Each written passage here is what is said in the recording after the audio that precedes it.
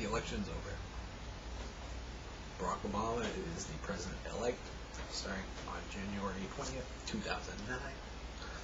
He will take over as president of the United States. Congratulations to him.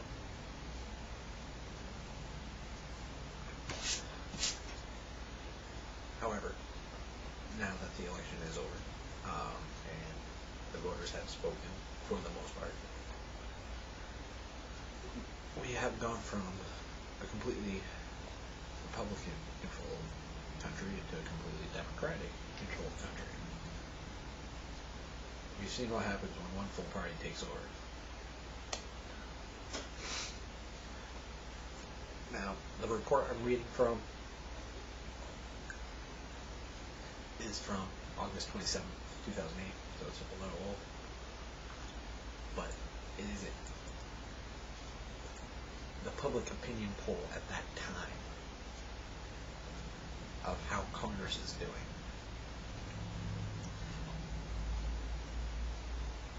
Now, mind you, this is with a Democratic-controlled Congress. The same could be said for when the Republicans were in charge.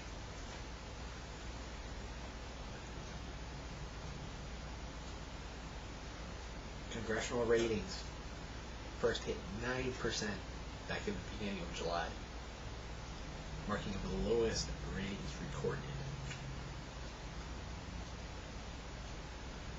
Ratings hit the same low 2 weeks later. Congress has not received higher than 15% approval ratings since the beginning of this year.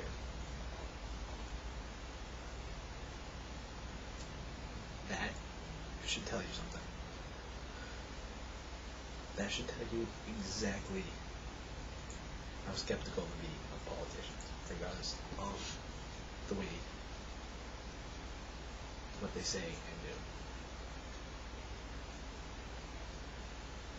As I've stated in past political videos, research, learn, and knowledge are the only way you can get people that are truly qualified.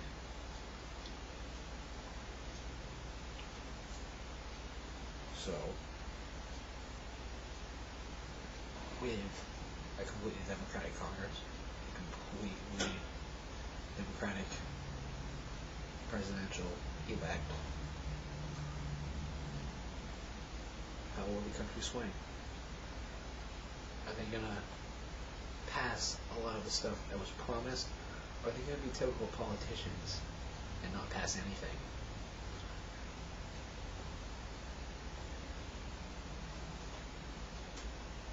That's the question. That's a question that will be very interesting for the answer in the next 4 years. Or the next 2, depending on where you put it.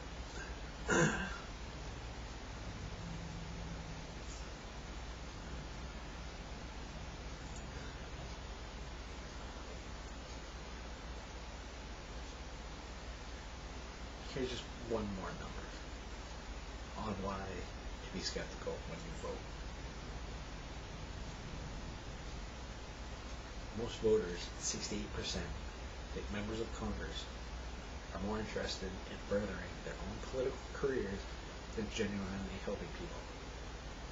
Just 16% believe the reverse. That means almost 70% of the country that votes